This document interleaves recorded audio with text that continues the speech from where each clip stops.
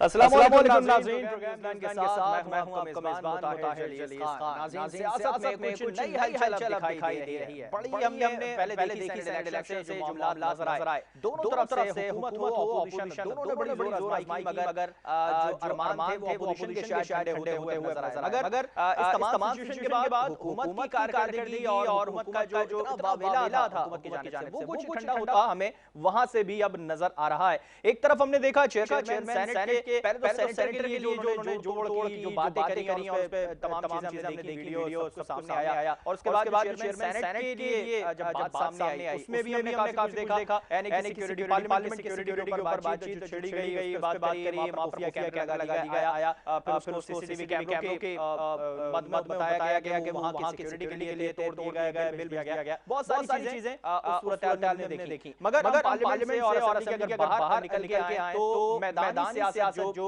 हम कहेंगे उसको, हम यकीनी तौर पे वो एक अच्छी सियासत के तौर पे हमें नजर नहीं आ रही। एक दूसरे को अब गालम गलोच की तरफ जाते हुए सियासत में नजर आ रहे हैं। आज एक इंक फेंकने का वाकया पेश आया, अंडे मारने का भी वाकया पेश आया, इस पे बात करेंगे। और साथ साथ जो पीडीएम अपना आने वाला वक्त था उनका 26 मार्च का, वो क्या वाकई अच्छे तरीके से जाएंगे? क्योंकि अब शायद पीडीएम में भी आपस में तजाद उनके बातों में, उनके जो फैसले में नजर आ रहा है, वो यकीनी तौर पे सबके सामने है। एक तरफ मौलाना साहब कह रहे हैं कि हम बगैर इस्तीफों के वहां जाना हमारे लिए शायद फायदेमंद नहीं होगा, मगर दूसरी जानिब पीपल्स पार्टी कह रही है कि अगर हमने इस्तीफे दे दिए तो हमारी जो सियासत है वो कहीं नहीं रहेगी। अब ये लोग पे आपस में इस फैसले पे मुत्तफिक नहीं है। होगा क्या, हुकूमत क्या इन फैसलों के हवाले से परेशान नजर आएगी, ये भी देखा जाएगा। तमाम मामले को किस तरह से देखा जा रहा है, उसका पॉइंट किस तरफ मोड़ा जा सकता है, चाहे वो अपोजिशन की जानिब से हो या हुकूमत की जानिब से हो। इस पे बात करेंगे। आवाज़ स्टूडियो में गेस्ट मौजूद है क्योंकि आज इस अहम इश्यू पर तज्जिया ज्यादा जरूरी बनता है कि आने वाले वक्त में इन तमाम चीजों पे क्या रिएक्शन हो सकता है। हमारे साथ जो स्टूडियो गेस्ट मौजूद है उनसे आपका तारुफ कराते हैं। यकीनी तौर पे आप उन्हें मुसलसल देखते रहते हैं स्क्रीन के ऊपर और उनके जो तज्जिए हैं यकीनी तौर पे काफ़ी हद तक जो सच साबित होते हुए दिखाई देते हैं। मैं आपको वेलकम करूंगा। आगा मसूद साहब हैं, सीनियर तज्जियाकार हैं और यकीनी तौर पे जो आपके तज्जिए हैं वो बहुत मायने रखते हैं इन चीज़ों में। इन्हीं के साथ तशरीफ़ फरमा है मज़हर नकवी साहब हैं, आप भी सीनियर तज्जियाकार हैं, आपको भी खुशामदीद कहता हूँ। यकीनी तौर पे जो आपका पॉइंट ऑफ व्यू है एक अलग ही हमें नज़र आता है सियासत के अंदर। इन्हीं के साथ तशरीफ़ फरमा है फिज़ा शकील हैं, सीनियर एंकर पर्सन हैं, आपको खुशामदीद कहते हैं और यकीनी तौर पे आपकी भी एक अच्छी नज़र सियासत के ऊपर रहती है और यकीनी तौर पे एक अच्छा पॉइंट ऑफ व्यू आपकी जानिब से भी यकीनी तौर पे हम उम्मीद करते हैं।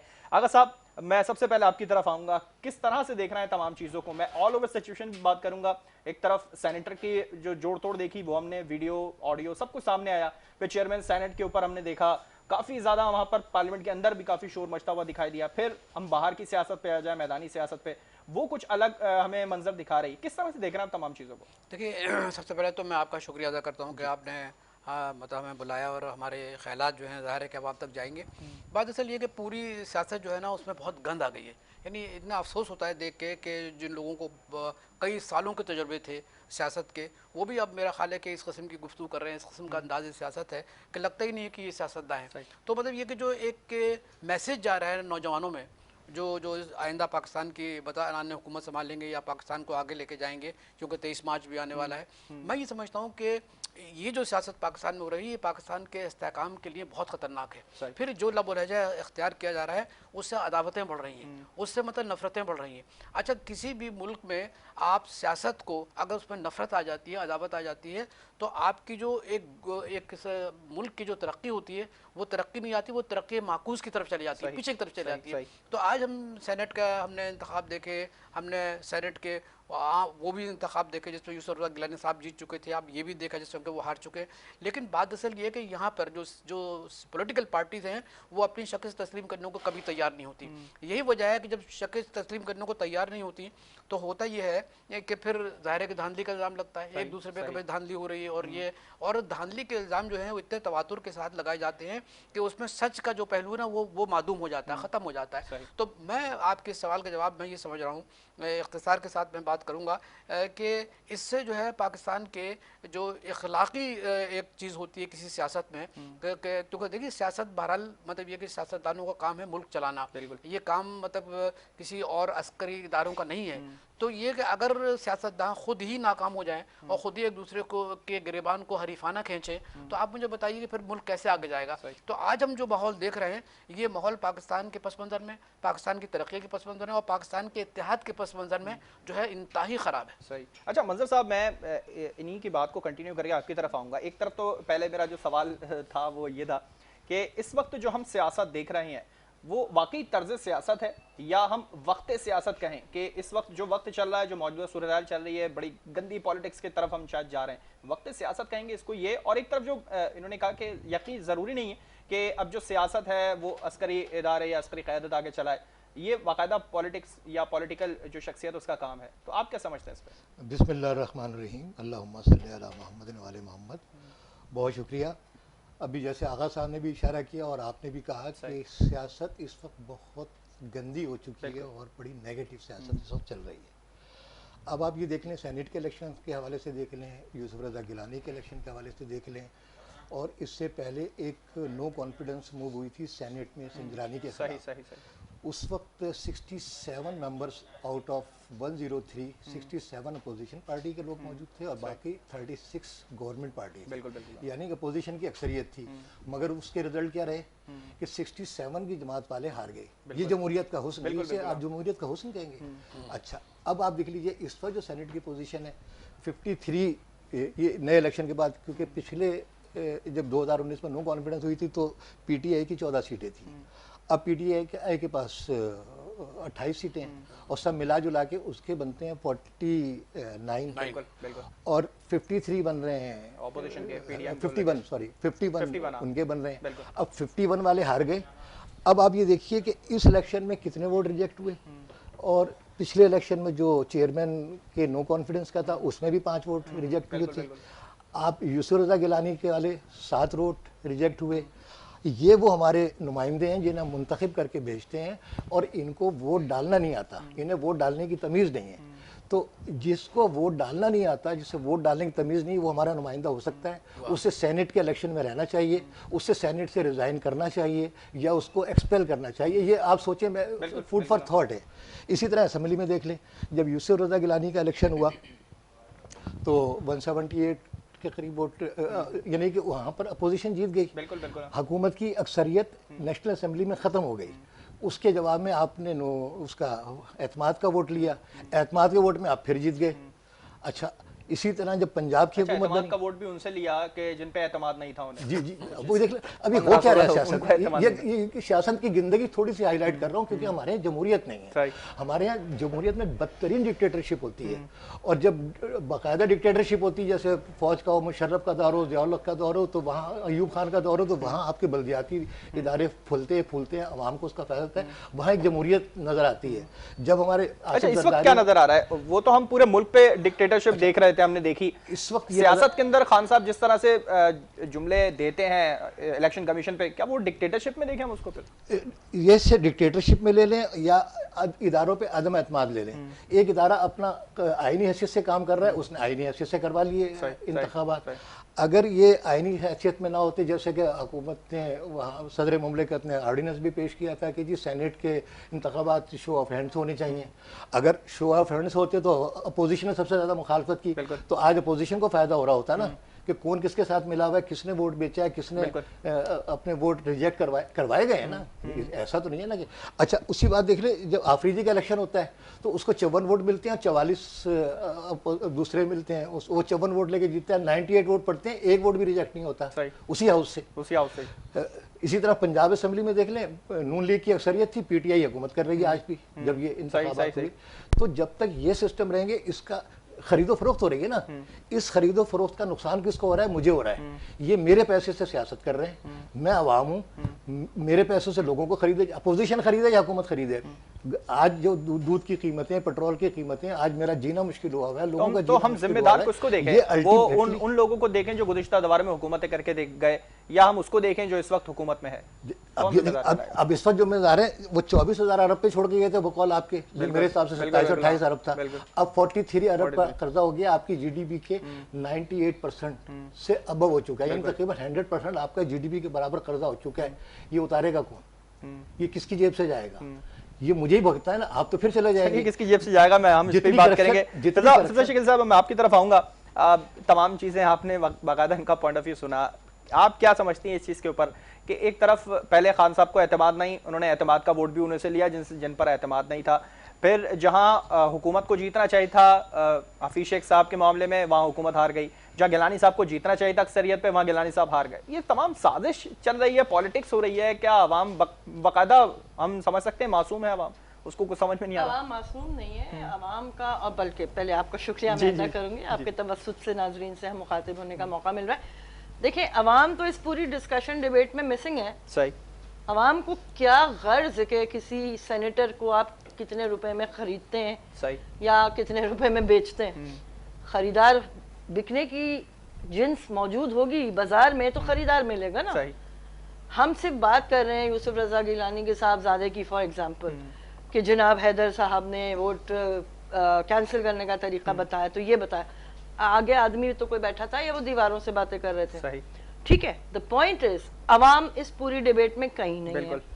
अवाम के पैसे, अवाम के वसाइल और अवाम के मसाइल पर ही ये सब कुछ हो रहा है। मैं बहुत अरसे से एक बात कहती हूँ कि हमारे मुल्क में सियासत नहीं होती, बल्कि हमारे मुल्क में सियासत जो है वो स्याह अस्त है। बिल्कुल आगा साहब सही फारसी जानते हैं, आप जानते हैं फारसी का मतलब स्याह है, स्याह अस्त, राइट? बिल्कुल। तो हम क्यों पहुंचे इस जगह, हम क्यों पहुंचे?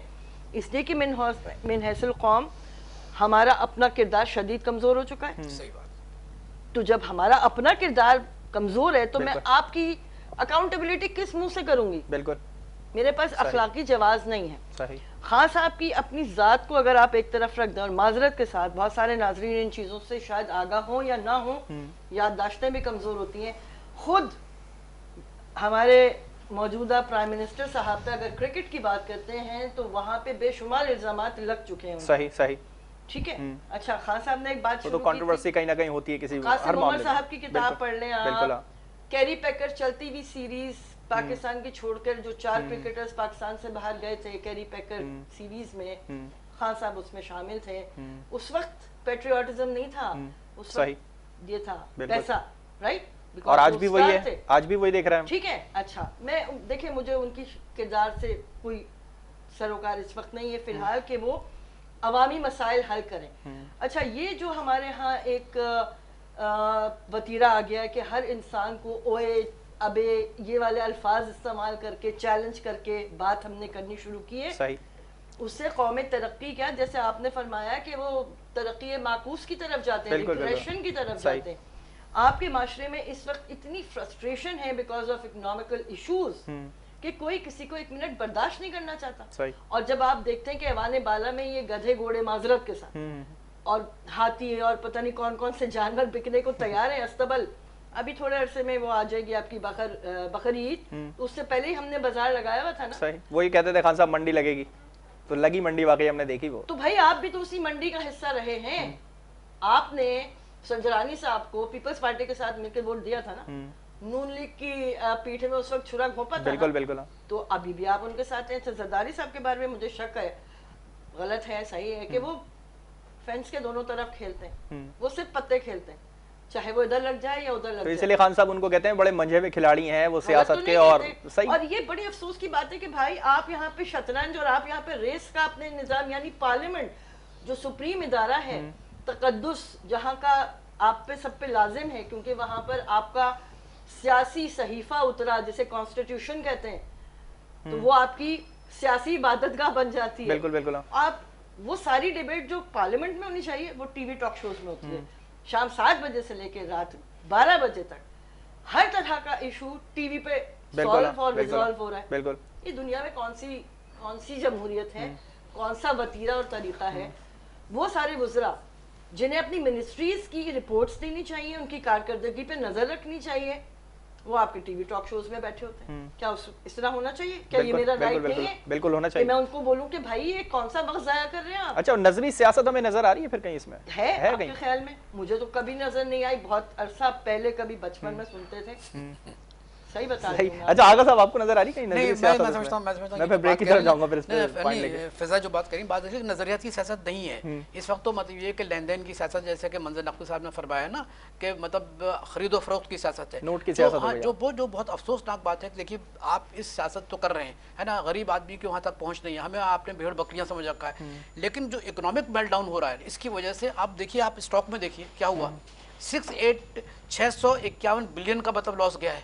वो किसके पैसे थे? वो आवाम के पैसे थे ना। तो इनको मतलब ये ख्याल ही नहीं है कि भाई हमारी लड़ाई से, हमारी अदावतों से, हम जिस तरीके से मुजाहरा कर रहे हैं, गुंडागर्दी कर रहे हैं, मैं लफ्ज़ इस्तेमाल कर रहा हूँ बड़ी बड़ी सोच समझ के, जो गुंडागर्दी हो रही है आजकल पॉलिटिक्स वाले जो सियासतदान वो कहने से नहीं कतरा रहे गुंडागर्दी कहने से। तो हम क्या, आप मुझे बताइए कि ये जो इकोनॉमिक मेल्टडाउन है, जो पाकिस्तान की जो मैशियत है उसको सहारा देने के बजाय वो मजीद गिरती जा रही है। लोगों के जो पोर्टफोलियोज हैं जिसमें वो पैसे लगाते हैं, उसको थोड़ा बहुत इकोनॉमिक डेवलपमेंट होता है, वो भी मतलब ये मायूस है। तो मैं ये अर्ज कर रहा हूँ कि इन सियासतदानों को जो ये कहते हैं कि हम बड़े जमहूरी हैं, जो कि जमहूरी नहीं है, इनका माइंडसेट कबायली है, ये कबायली लोग हैं, है ना, और ये जागीरदार लोग हैं, जो मतलब ये क्या लोगों को खौफजदा करके, पुलिस के जरिए, किसी के जरिए खौफजदा करके ये इलेक्शन जीत लेते हैं। तो आज जो सूरत हाल पाकिस्तान के अंदर हो रही है, ये बिल्कुल सही कहा मंजर नकवी फिजा बहन ने कि जिस दौर से हम गुजर रहे हैं ये बहुत इबरतनाक दौर है।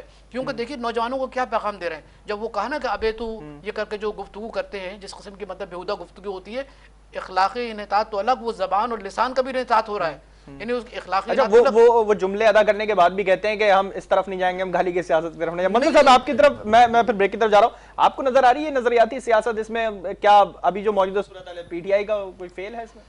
नज़रियाती सियासत, जो नज़रियाती सियासत का मतलब होता है वो तो नहीं है। अगर नज़रियाती है कि हम सब एक हैं, जैसे कि ये तीनों जमातें, चाहे वो पीटीआई हो, चाहे वो नून लीग हो या पीपल्स पार्टी हो, ये सब के सब एक लोग हैं। मैंने बहुत ज़िंदगी होगी मेरी पार्लियामेंट रिपोर्ट करते हुए, ये जो बात असेंबली में कर रहे होते हैं और किस तरह एक दूसरे की उड़ा रहे होते हैं फप्तियाँ और बड़े बड़े इल्ज़ामात, और उसके बाद ये इकट्ठे बैठ के पूछ रहे होते हैं हाँ जी कैसा रहा। अच्छा, ये मैंने खुद देखा, अपनी आंखों से देखा है। ऐसे मेरे पास बेनज़ीर के और नवाज शरीफ के बेशुमार ऐसे वाक़यात हैं जो देखे हुए। तो ये एक अलग तबका है। ये 1200 लोगों का जो पूरा पार्लियामेंट होती है, सेनेट, असम्बलियाँ, और ये एक तबका है। और इनके फिर जो मुराद याफ्ता लोग हैं। अब ये देख लें कि इमरान खान साहब कहते थे कि जी 13 अरब रुपए रोज़ करप्शन, 1300 अरब की रोज़ करप्शन हो रही है। हालांकि उससे 24-25 अरब की फिगर थी, लेकिन उन्होंने 1300 अरब का, अगर वो करप्शन अगर बंद हो जाती तो 4800 अरब तो आपके वैसे ही सालाना बच जाते हैं, और आपका बजट से ज़्यादा वो अमाउंट बनती है। तो आपने कम अज़ कम वो पैसे रोक लिए होते। मगर क्या हुआ, अब करप्शन डबल हो गई। इस करप्शन में अपोजिशन भी शामिल है, हुकूमत भी शामिल है, हर हुकूमत का फेल, हर हुकूमत शामिल है, और ये सब एक है। फेल हो गई है। उसकी थोड़ी सी वजह मैं भी बयान करना चाहूंगी, आप पहले। मैं मतलब साहब मैं आके इस पे मुकम्मल पॉइंट ऑफ व्यू लूंगा तीनों से। ब्रेक की तरफ जाने की मुझे कहा जा रहा है, और यकीनी तौर पे शायद अब नजरियाती सियासत हमें कहीं यकीनी तौर पर अब नजर नहीं आती है। जो हर पार्टी एक एजेंडा लेकर आती है, मगर वो एजेंडा कहाँ चला जाता है, किस मिट्टी की नज़र हो जाता है, वो हमें नज़र कहीं भी नहीं आता। और यकीनी तौर पे जो सियासी लड़ाई है, आपसी रंजिश है, वो सामने दिखाते हैं, मगर उसके पीछे जाके आपस में बैठ के अच्छी बातें होती हैं। और यकीनी तौर पे वो अच्छी बात है अगर आपस में बातचीत अच्छी हो रही है उनकी, लेकिन जो फैक्ट है, जो असलियत है, वो भी आवाम के सामने आनी चाहिए, जो बहुत ज़्यादा ज़रूरी है इस मौजूदा सियासत के अंदर। इस पर मज़ीद बात करेंगे, हमारे साथ रहिएगा।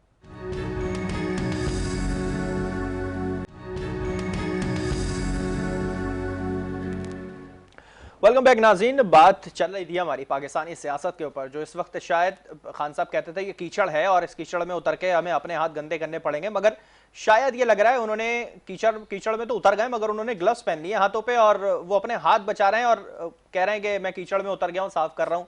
क्या इस तरह से कीचड़ साफ होती है? ये भी बहुत बड़ा सवाल उठता है। और कीचड़ जमा किसने करी है फिर? ये भी बहुत सारे ऐसे सवालात हैं जो गुज़िश्ता अदवार में होने वाली हुकूमतों ने भी काफ़ी अपनी गुज़िश्ता हुकूमतों में जो इल्ज़ामात लगाए वो भी हमारे सामने मौजूद हैं। पेट फाड़ के पैसा निकालने की बात करने वाले आज एक दूसरे के पेट पूजा करवा रहे हैं। ये भी बहुत ऐसे ख़तरनाक सवाल हैं जो अवाम की जानिब से उठते हैं। ये हमारे भी सवाल नहीं, अवाम इस पे सवाल करते हैं कि कहाँ हैं वो पेट फाड़ने वाले एक दूसरे के साथ अब बैठ के जो पेट पूजा कर रहे हैं। और अब खान साहब जो कह रहे हैं हम 100 दिन के अंदर करप्शन खत्म करते, हमने इतनी नैब की जानिब से रिकवरी करवाई है, इतने लोगों को हम जेल में भेजेंगे। सिर्फ क्या इस पीटीआई हुकूमत की पॉलिसी यही थी कि आके लोगों से इंतकाम किया जाए, इंतकाम की सियासत ली जाए, जैसे ऑपोजिशन कहती है, या पीडीएम की सूरत में जो ऑपोजिशन बैठी है वो कहती है? पीडीएम का मुस्तकबिल किस तरफ जा रहा है और क्या हुकूमत के लिए ये 26 तारीख को टफ टाइम देंगे, इस पे बात करेंगे। आगा साहब, मैं आपकी तरफ आऊंगा। एक तरफ तो अभी मैंने ये बात करी कि पेट फाड़ के पैसा निकालने वाले घसीट के या सड़कों पे घसीट के ले जाने वाले आज एक दूसरे की पेट पूजा करा रहे हैं, और खान साहब ने कीचड़ साफ करने के लिए हाथ में ग्लव्स पहन लिए हैं और कीचड़ साफ कैसे अपने हाथ गंदे करे बगैर। तो क्या समझ रहे हैं आप कि एक तरफ तो पीडीएम बैठी है हुकूमत को टफ टाइम देने के लिए, हुकूमत कह रही है हम पूरे मुतमईन बैठे हैं, हमारे लिए कोई परेशानी की बात नहीं है, उन्होंने कहा था हम कंटेनर भी दे देंगे आपको, आए एहतजाज करें। देखिए तो क्या हम देख रहे हैं आगे? मैं बताऊं कि पीडीएम अंदर से टूटी हुई है।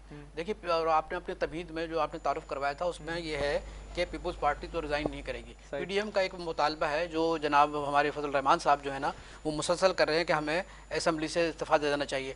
इसी किस्म की आवाज़ लंदन से आ रही है, वो भी अपनी बेटी को कह रहे हैं कि आप इसी पर जोर दें कि इस्तीफा दे दें। तो मैं समझता हूँ कि पीपल्स पार्टी की वो जाहिर है कि एक बड़ी पार्टी है, तो वो तो इस्तीफा नहीं देगी। इसका मतलब ये कि पीडीएम के अंदर जो है ना तनाव है और उनके अंदर जो है ना इख्तलाफात हैं।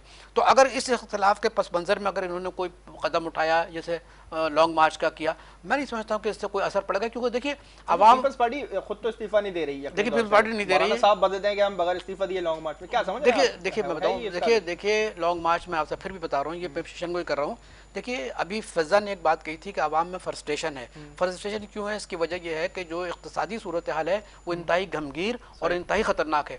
तो वो जो लोग समझ रहे हैं कि भाई ये लोग तो तफरी करते हैं, इनको सारे पर्क्स मिलते हैं, बड़ी बड़ी तनख्वाहें मिलती हैं, इनको हवाई जहाज़ के टिकट फ्री मिलते हैं और इसके बाद भी कोई डिलीवरी नहीं करवा, तो मैं समझता हूँ पीडीएम अपना सारा आरजू पूरी कर ले, लेकिन इनका लॉन्ग मार्च अगर होता भी है तो कामयाब नहीं होगा। अच्छा मंजर साहब, आपकी तरफ आऊँगा कि एक तरफ तो ये हमने तमाम बात करी पीडीएम का जो मुस्तकबिल आने वाला क्या हो सकता है, पीपल्स पार्टी मुत्तफिक नहीं। आपको लग रहा है कि हुकूमत के अंदर भी कुछ इस तरह के जो बागी अरकान की तो काफ़ी हमने बात उठती हुई देखी, ऑपोजिशन ने भी उठाई और खान साहब ने खुद भी उठाई, तो पीटीआई के अंदर भी कुछ ऐसी है मौजूद? बिल्कुल, वो आपने अभी इलेक्शन में देख भी लिया है, तो वो उधर आए ना।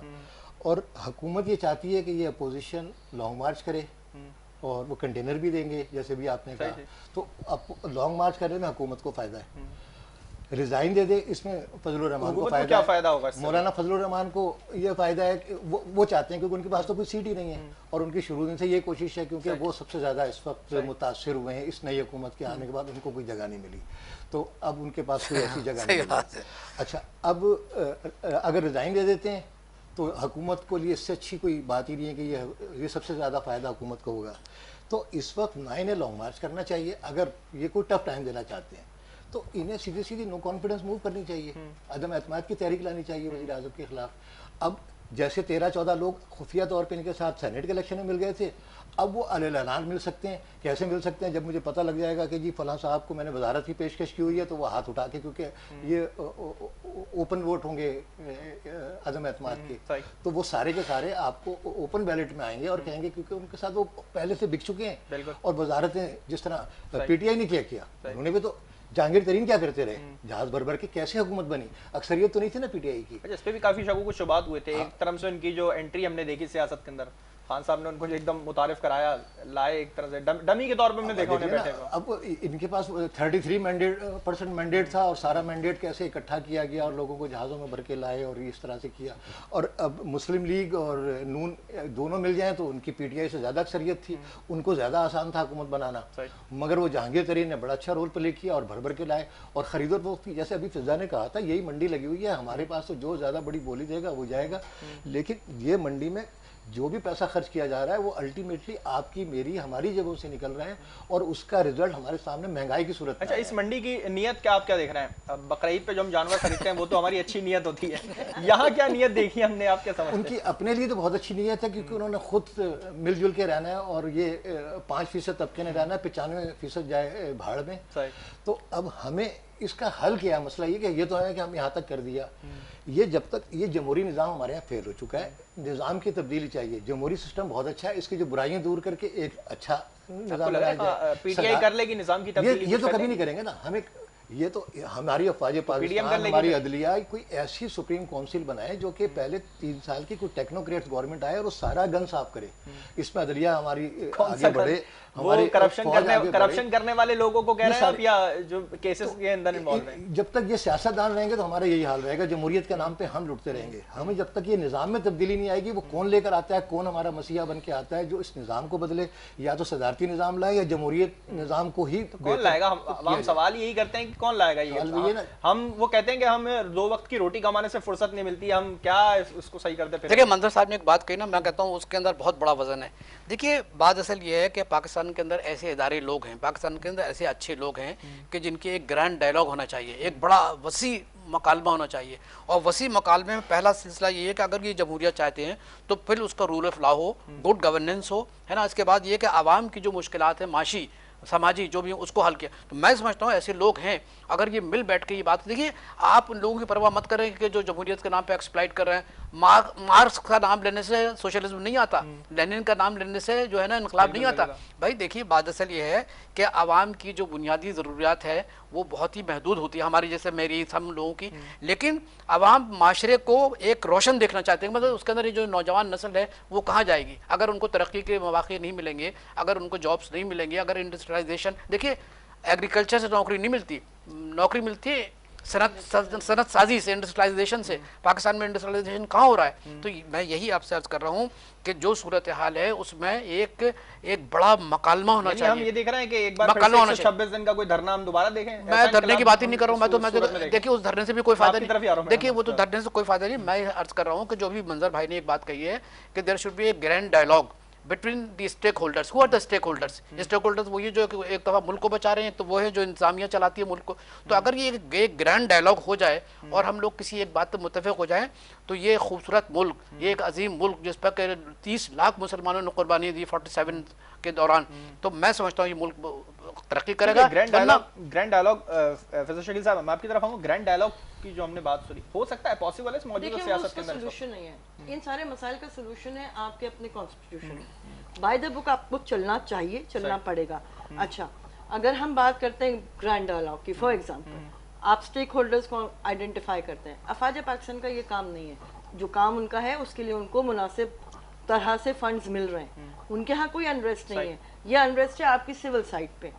ये कैसे इंप्रूव होगी? जब एक मिनिस्टर रेलवे का बैठ के सियासी पेशन गोइयां नहीं करेगा, जो अब रेलवे मिनिस्टर रहा भी नहीं है, वो सारा दिन आके ये तकरीरें नहीं करेगा। मैं और आप उससे ये सवाल करेंगे, भाई आप इस वजारत के मसले पे आए। हमारी आम तौर पे नौजवान हो या पुराना तबका भी हो, पढ़ाई लिखाई से उसका कोई ख़ास सरोकार नहीं है। हर चीज़ का सोल्यूशन आपकी रेगुलेशंस बुक में, आपकी सर्विस रूल्स में हर जगह मौजूद है। इस वक्त जो कुछ हम कर्ज के नाम पे ले रहे हैं, अच्छा करप्शन सिर्फ पैसे की नहीं है, इम्प्लीमेंटेशन का सबसे बड़ा तो हमारे फुकदान है। इम्प्लीमेंटेशन नहीं होता, सब इसलिए चीज कि मौजूद है, हमारा आईन कानून सब मौजूद है हमारे पास। इसलिए हमारी फॉल्ट है, वी डू नॉट नो कि हमारा राइट क्या है, हम कहाँ का सवाल कर सकते हैं। कोई भी पब्लिक सेक्टर में गरीब आदमी तो कहीं सवाल नहीं, वो एक थाने में खड़े होकर सवाल नहीं कर सकता है। तो ये इसको हमने एम्पावर करना है ना मेरे भाई। मेरे और आपके प्रोग्राम का मकसद यही है कि लोगों में ये शऊर हमने बेदार करना है कि जिस इशू को हाईलाइट करके वर्ल्ड बैंक या IMF से पैसा लिया जाता है, वो इशू रिजॉल्व हुए बगैर वो पैसा ज़ाया होता है। इसी इंतशार की वजह से आपके ऊपर ये सारी मुसीबतें हैं ना, क्योंकि आपका हाउस इन ऑर्डर नहीं है। तो मेरा पॉइंट था कि आप पब्लिक सर्विस के लिए कोई भी अगर मंसूबा शुरू करते हैं, वहाँ की लोकल काउंसिल, वहाँ के सारे स्टेक मोहल्लेदार बैठ के, क्या ये पब्लिक मीटिंग्स हमने कभी की हैं? क्या हमें पता है कि ये कानून में मौजूद है? अब तो होती भी नहीं, कहीं नजर भी नहीं आती है। क्या हमें ये पता भी है कि ये होती हैं? चलें जाइए आप उसी इलाके की सेशन कोर्ट में जाके आप डाल दीजिए एक दरखास्त। क्या मजाल है किसी की के बगैर किसी चेक एंड बैलेंस के वो पास भी हो जाए। द पॉइंट इज कि ये टू वे ट्रैफिक है। हम पे जो चीजें लादी जा रही है ना, वो हम बगैर सवाल जवाब के उनको अपने ऊपर लादते चले जा रहे हैं। जैसे मैं अभी ब्रेक में आपसे बात कर रही थी, टू वे ट्रैफिक के अंदर ट्रैफिक पुलिस का किरदार कौन अदा कर रहा है? आपको क्या समझ में आ रहा है? वो खुफिया हाथ होता है, वो खुफिया, वो रोबोटिक स्टाइल में अब ये चीजें सेट हो गई हैं। जो करप्शन की मैं बात कर रही हूँ, सिस्टमैटिक करप्शन, वो सिर्फ पैसे का लेन देन नहीं है, नेपोटिज्म उसके अंदर आता है, उसके अंदर आपका मेरिट का कत्ल आता है, उसके अंदर आपको अनड्यू इंसेंटिव्स देने की बातें आती हैं। वो एक पूरा निज़ाम है और ये निज़ाम सिर्फ तब्दीली का नारा लगाने से नहीं तब्दील होगा। आप लाख ऊपर से एग्जीक्यूटिव ऑर्डर जारी कीजिए। जो सेक्शन अफसर है आपका ग्रेड 16 का, जब वो वहां पे उसके सामने फाइल आएगी ना, तो वो उसके ऊपर अपने ऑब्जेक्शन डाल के जब भेजेगा तो वो काम नहीं होगा। आपको रिफॉर्म्स हर शोबे में करनी है, लेकिन अब आपका सवाल कि करेगा कौन? करना इन्हीं को चाहिए, इन्हीं से हमें करवाना चाहिए। और जो बात इन्होंने की है, अगर आइन को तस्लीम कर लिया जाए और आइन के उसको उस रूह में बहाल कर दिया जाए, अगर आइन हमारा मुकम्मल तौर पे उस पर इम्प्लीमेंट कर दिया जाए, बहाल तो होता ही रहता है वो जैसा, अगर हम आइन को मान भी लेते हैं, दूसरे इदारों पे इल्जामात लगने शुरू हो जाते हैं। लेकिन जो मुझे सूट कर रहा है आइन में वो तो मैं कर लेता हूँ, जो मुझे सूट नहीं करता मैं उसे चैलेंज कर देता हूँ। मैं जो चीज़ आइन में मेरे खिलाफ है मैं उसको मानता ही नहीं। तो अगर आइन पे मुकम्मल तौर पे इम्प्लीमेंट हो तो हमारे सारे मसाइल हल हो जाते हैं। अच्छा, मैं आगा साहब, मैं ब्रेक की तरफ जाने से पहले आखिरी सवाल आपसे करूंगा कि जैसे लॉन्ग मार्च की हम बात कर रहे थे, तो 26 तारीख को जो लॉन्ग मार्च होने वाला है, आपको क्या लगता है, क्या मौलाना साहब पीपल्स पार्टी को मना लेगी इस्तीफे देने के लिए, या पीपल्स पार्टी का जोर ज्यादा होगा, मौलाना साहब को कहेंगे नहीं हम इस्तीफे नहीं दे रहे? क्या हुकूमत के लिए कोई परेशानी है? देखिए, पीपल्स पार्टी का, देखिए पीपल्स पार्टी 13 साल से है, और पीपल्स पार्टी की हुकूमत जो करप्शन है वो आपको मालूम है कितना बड़ा करप्शन पीपल्स पार्टी कर रही है इस 13 साल के दौरान में, और कोई चेक नहीं है। आप मुझे बताइए कि 1000 पीपल्स पार्टी के जो ग्रेड 21 से लेकर 16 तक जो थे, उन्होंने प्ली बार्गेनिंग किए नैब से, ठीक है, अखबार में आया, सबने देखा ना, और कोर्ट ने बाकायदा ऑब्जेक्शन किया। यानी यहाँ के हमारे कोर्ट ने, सिंध हाई कोर्ट ने ऑब्जेक्शन भी किया कि सब कुछ हो रहा है। तो आप पीपल्स पार्टी क्यों छोड़ेगी? पीपल्स पार्टी बेवकूफ़ है। पीपल्स पार्टी कह रही है भाई हलवा मैडम हमें मिल रहा है, और ये फजल रहमान, और वैसे बता दूं कि बिलावल भुट्टो फजल रहमान को अंदर से वैसे भी नहीं चाहते। It doesn't like him. हुकूमत कहती है कि मौलाना साहब को एज अ विकेट कीपर इस्तेमाल किया गया है, और पीडीएम नहीं, वो खुद नहीं, वो फजल रहमान साहब खुद मतलब ये इस्तेमाल हो रहे हैं। वो चाहते हैं, देखिए वो मादूम हो गए थे, मतलब ये कि वो गायब हो गए थे, लेकिन अब उनको पब्लिसिटी मिल रही है। अच्छा, वो अब खुद कहते हैं लोगों से कि भाई मैं 2 बड़ी पॉलिटिकल पार्टी का हेड हूँ, मतलब ही सो हैप्पी। तो मतलब ये कि उनका कोई नजरिया नहीं है, उनके पास कोई किसी किस्म की सदारत का लॉलीपॉप भी है, बिल्कुल बिल्कुल बिल्कुल। तो उनका कोई नजरिया नहीं है, मतलब he himself is exploiting himself. अच्छा, मतलब खुद अपने पीडीएम की दुम पकड़ी हुई है, जहां पीडीएम जा रही है हाँ जा रहे। और दूसरी बात ये कि उनको बहुत शौक है नुमाया रहने का, पब्लिसिटी का, और वो पब्लिसिटी उनको मिल रही है। अच्छा, यानी जिस तरह खान साहब के जो जुमले हैं, मंदर साहब मैं आपसे करूंगा सवाल, जो खान साहब के जुमले हैं कि सिर्फ मौलाना साहब को विकेट कीपर के तौर पे इस्तेमाल किया गया है, दिखावटी एक बनावटी पुतले के तौर पे इस्तेमाल किया जा रहा है, लग रहा है आपको ऐसी है? मौलाना साहब तो मुसलसल इस्तेमाल हो रहे हैं और हर दौर में इस्तेमाल हो रहे हैं। ये बराए फरोख्त हैं, किस हुकूमत ने उनको इस्तेमाल नहीं किया, सब इस्तेमाल करते हैं। और अब खान साहब का इस्तेमाल करने का दूसरा तरीका है, अभी आप पुराने इलेक्शनों में देख लें और जिस तरह भी देख लें, और अभी वो फिर परवेज खटक का भी आज के अखबारात में बयान है कि जी, तो ये सारी, यानी फिर हम इस तरह से देखें कि मौलाना साहब मासूम हैं, उनको हर हुकूमत इस्तेमाल कर लेती है, मासूम नहीं है, अपॉर्चुनिस्ट, नो मासूम तो है नहीं, वो तो वो तो बड़े अपॉर्चुनिस्ट है। उनका वो, उनका खानदान, उनकी फैमिली, उनके दोस्त, उनके अहबाब, उनका भाई बहन, हर एक कोई, या सिंध में भी उनके ओहदे लेके बैठे हुए हैं पीपल्स पार्टी में, तो उनके वहाँ सरहद में भी ओहदे लेके बैठे हुए हैं, वो हर एक को बलोचिस्तान में लेके बैठे हुए हैं, हर जगह उन्होंने कमाया है, और वो बहुत बड़े अपॉर्चुनिस्ट हैं। उन्हें हम आवाम से, इस्लाम से कोई सरोकार नहीं है, उन्हें सिर्फ अपनी जात से सरोकार है। अच्छा, यानी ये जो हुकूमत के जो इल्जामात हैं, मैं आपकी तरफ आऊँगा फैसल शकील साहब, फिर वाइंड अप की तरफ जाना है मुझे। एक तरफ तो मौलाना साहब को पीडीएम का बड़ा एतमाद, पीडीएम पे बड़ा एतमाद है पीपल्स पार्टी पे, मगर एतमाद हमें खान साहब की जानिब से दिखाई दिया है, जो मौलाना साहब के भाई को उन्होंने ऑफर करी सीट की। तो क्या लग रहा है आपको, खान साहब को एतमाद है, या वो भी उनको सियासत के तौर पर इस्तेमाल कर लेंगे? बस एतमाद किसी को किसी पे भी नहीं है, क्योंकि सबका इसी इंतशार में हलवा मांडा चलता है। सच्ची बात है। हाँ, सच है, बिल्कुल हुकूमत नहीं चाहती कि पीडीएम एक खास हद से ऊपर जाए, पीडीएम खुद नहीं चाहती कि ये बला जो इस वक्त नाजिल है ये हमारे गले में आके पड़े, सर पे पड़े, इसलिए कि अच्छा, वो इसीलिए एतमाद के वोट के वक्त वो असेंबली से बाहर निकल गए। भाई देखें, ये वो जो बात हम सब करने की, स्टैब्लिश करने की कोशिश कर रहे हैं, ये तबकात का मसला है। कोई, ये जो जहांगीर तरीन साहब की आपने बात की थी, इनकी बाकायदा तौर पे मुख्तलिफ सियासी खानदानों से, जमींदार खानदानों से, सबसे, गिलानी साहब से खुद सबकी रिश्तेदारियां हैं।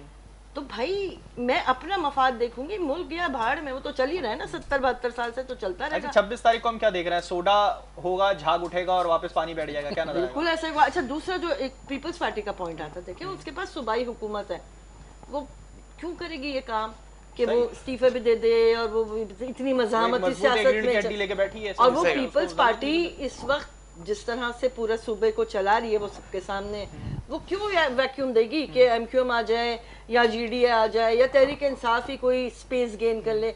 वो क्यों करेगी ये काम? मतलब जलन अभी मौजूद है, हम किसी को आने नहीं देंगे। तो देखे ना, आप फील्ड क्यों छोड़ेंगे? हम जब बात कर रहे हैं, जरदारी साहब बड़े खिलाड़ी हैं, तो वो हर चीज फील्ड सेट करके बैठते हैं ना। चलिए, अब तो ये आने वाला वक्त बताएगा कि एक जरदारी सब पे भारी है, जिस तरह हुकूमत सवाल लगाती है। मैं फिजा की बात को आगे बढ़ा दूं। खत्म हो गया। मैं आप तीनों मेहमानों का बहुत शुक्रिया अदा 26 मार्च को कुछ नहीं होने वाला। चलिए, 26 मार्च को कुछ नहीं होगा। बहुत शुक्रिया आपका मंजर नकवी साहब, आपका बहुत शुक्रिया। फिजा शकील साहब, आपकी बहुत शुक्रिया। आपने प्रोग्राम के लिए तीनों मौजूद मेहमानों ने वक्त निकाला, और यकीनी तौर पर जो इस वक्त जो सियासत चल रही है वो यकीनी तौर पर शायद एक हलवे की तरह रह गई है। जिसको मिल जाएगा वो खा लेगा, जिसको नहीं मिलेगा वो 26 तारीख को सिर्फ जलसे में जाएगा और शायद बिरयानी खा के वहां से वापस आ जाएगा। और अगर खान साहब ने चाहा तो वो बिरयानी भी शायद उनको ना भिजवाई जा सके, क्योंकि हमने भी पिछले जलसों में देखा कि दुकानें बंद करवा दी गई थी। आने वाला वक्त शायद पाकिस्तान के लिए तो यकीनी तौर पे बेहतर ही होगा, मगर क्या पाकिस्तान की सियासत के लिए आने वाला वक्त बेहतर होता हुआ दिखाई देगा? ये आने वाला वक्त ही बता सकता है। इसी के साथ प्रोग्राम का वक्त खत्म हुआ। मुझे और मेरी पूरी टीम को दीजिए इजाजत। अल्लाह हाफिज।